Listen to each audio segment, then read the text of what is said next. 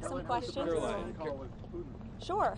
He just put out a truth statement. If you haven't seen it yet, I encourage you to look at it. But I was just talking with the president and the Secretary of State and the Vice President, and it was a very good and productive call. It lasted more than 2 hours. There were various issues that were discussed. President Putin congratulated President Trump for solving the conflict in Israel and Gaza and bringing peace back to the Middle East. He also thanked the First Lady for her efforts to bring back children and save children in this brutal conflict.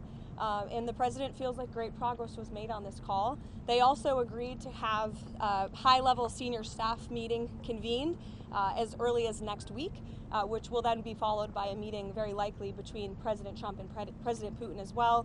They talked about Budapest as being a location for that. So as you all know, President Zelensky is coming to the White House tomorrow, so these discussions will continue. And frankly, I think the president deserves great credit. He literally just got off of a trip to the Middle East where historic peace and accomplishments, seeing the hostages return out of Gaza. These are major foreign policy accomplishments that so many people around the world thought could never be achieved. And so I think the president deserves a great deal of credit for doing that, coming home, dealing with so many domestic issues, and then again hopping on yet another call with President Putin and hosting President Zelensky again at the White House tomorrow to try to move the ball forward in peace and end this conflict in Russia and Ukraine. So that's where we are. Caroline, thank you. After their meeting in Alaska, the president was optimistic that he could get Zelensky and Putin together in a room. Does he still believe that he can get the two leaders together sometime soon? I think he thinks it's possible, and he would, of course, love to see that happen. But right now, there were discussions and plans are now being made for the Russian side and our folks, led by Secretary of State Marco Rubio, to meet, and then for President Putin and President Trump to perhaps meet again. But I don't think the president has closed the door on that at all, Mary. Caroline, you said in Hungary possibly when? Well, this call literally just happened, so we will provide you with more details as soon as we can, I promise. On that call, did Vladimir Putin commit to sitting down with President Trump and President Zelensky? He committed to sitting down with President Trump, as President Trump's truth post put out for you. And what do you say what it would take for him to be willing to sit down with Zelensky finally as well?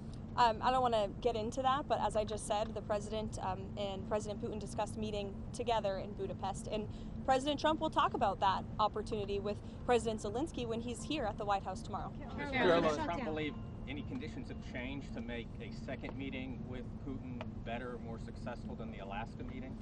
I think the president is always willing to take a chance at diplomacy, and this war, he has always said, is going to have to end at the negotiating table, and so he's, he never gives up, and he's willing to pursue it, and that's what you're hearing from the president today. Caroline, Nicholas Maduro. I have a question on the cartel. So yesterday we learned that at least the 5th strike on a boat off of the Venezuelan coast took place.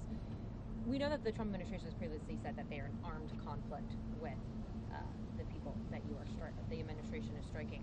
Who are these people? And don't you think not only the people, the American people, but lawmakers deserve to know who they are? Narco terrorists who are trafficking drugs illegally to the United States of America. That's who we're in a conflict with. And the president's been very clear, and he's been very transparent about these strikes, releasing classified video, unclassifying that video, declassifying it rather for all of you to see, and to let the public and lawmakers know with each of these strikes. And there should be no surprise for this. The president campaigned on using every lever of power to go after the drug cartels who have been trafficking illicit poison into our country for far too long.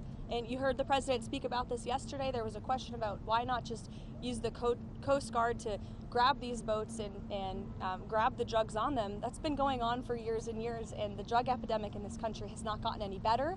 The cartels have only gotten more powerful. So the president is taking these unprecedented steps, and it's making a real impact. We are seeing less boats with lots of drugs coming into the shores of the United States of America as a result of these successful strikes, and I think the American people can expect them to continue. Caroline, Nicholas Maduro. Change up of leadership at the IRS, specifically putting some of Trump's main allies into leadership positions in the Criminal Investigations Division. There's reports that George Santos is on the list to be investigated. Is there anybody else that you know of that is being looked at or being mentioned of being looked at? Not to my knowledge, no. You'll have to reach out to the Department of Treasury. Nicholas Maduro. Does President Trump believe, Nicholas Maduro, the president of Venezuela, does President Trump believe his days are numbered there? think President Trump believes that Nicolas Maduro is an illegitimate president leading an illegitimate regime that has been trafficking drugs to the United States of America for far too long.